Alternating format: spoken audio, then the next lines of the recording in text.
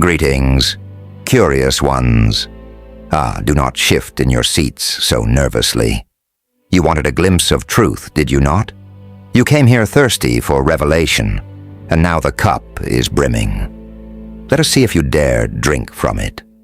I told you what was coming. My words were not riddles, not riddled guesses, not weak prophecies stammered from trembling lips. Number. They were precise. I spoke with clarity, sharper than any blade. I drew the lines, traced the map, laid the warning bare before your eyes. And what did you do? You scoffed, you mocked, you dismissed, and now, look at you, broken, panicking, speechless. Loki paces slowly, each step deliberate, boots echoing like a war drum on the floor. You feel it, don't you? The collapse of the false ground you stood upon, the realization that the little illusion you wrapped yourself in is shredded and torn. The fragile walls you built to protect your pride are caving in. And worst of all, the voice in your head whispers, "He was right." Yes, I was right. I warned you of storms and you laughed, blind in your sunshine. I whispered of serpents beneath the surface and you smiled, sipping from poisoned cups. I spoke of the fall, the break, the inevitable reckoning. And you silenced me with your arrogance. But arrogance never shields against truth. It only delays the blade that was always descending. Loki's tone deepens, growing darker, filling with electric energy as if he is feeding off the audience's unease. Now look at you, scrambling, eyes wide, the facade stripped, your defenses crumbling like old stone in a storm.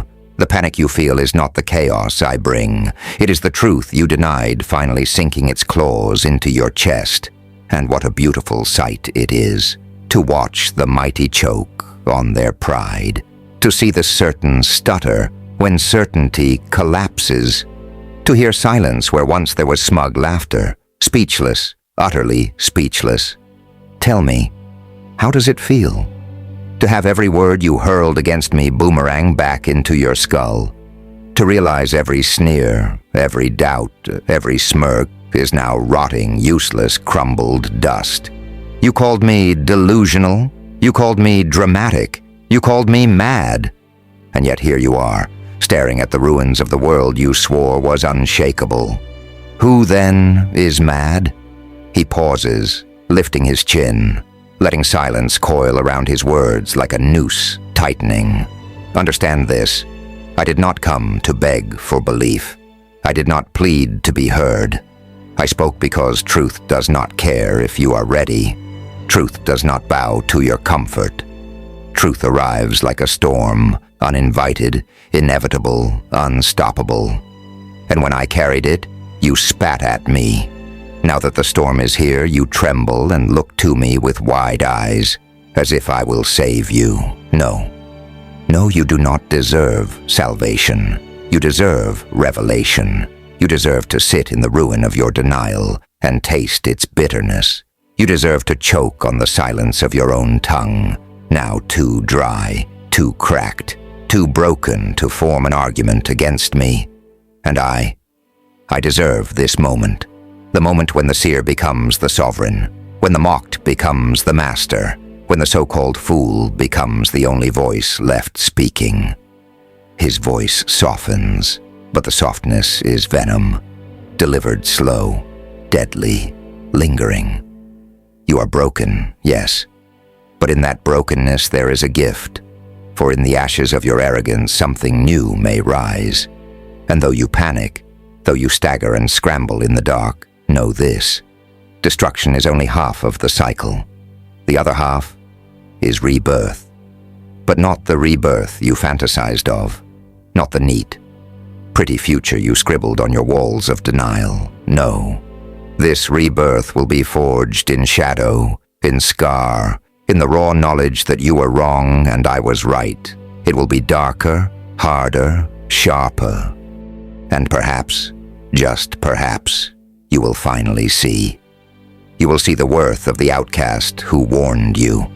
the power of the voice you tried to silence, the strength of the one who stood apart and declared what you feared to hear.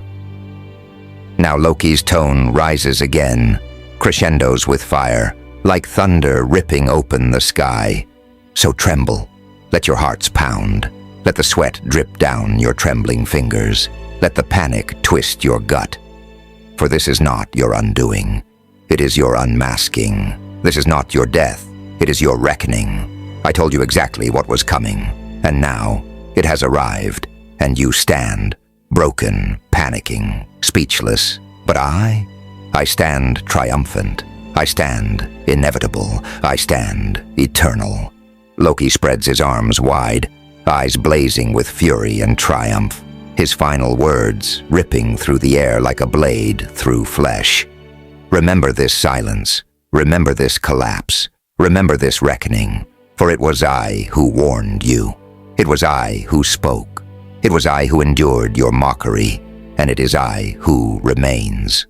The hall falls utterly silent, except for the echo of his laughter. Listen, this is the part they won't write into history because they cannot stomach the humility it requires. They will whisper about calamity and call it misfortune. But you and I know the anatomy of truth. It has teeth. It bites. It drags. It strips away the masks one by one until only that raw, pulsing core remains. And what a curious core it is. Hungry, honest, unashamed. You tremble because you have been taught to fear the very thing that will remake you. You panic because your maps have dissolved, and there is no polite path back to the life you pretended to lead. Good. Let the panic be your midwife. Let the ruin be the forge. See how they fumble for words now, how their voices stutter like broken instruments. Once they sang songs of certainty, now they cough up fragments of excuses, like children caught with spoiled fruit in their hands. How quiet the halls have become, where their laughter used to echo. That silence is not defeat. It is the clearing in which new songs will be written. They are speechless because language fails the enormity of what you said. Language always fails before truth. That is why truth speaks in storms and not in syllables.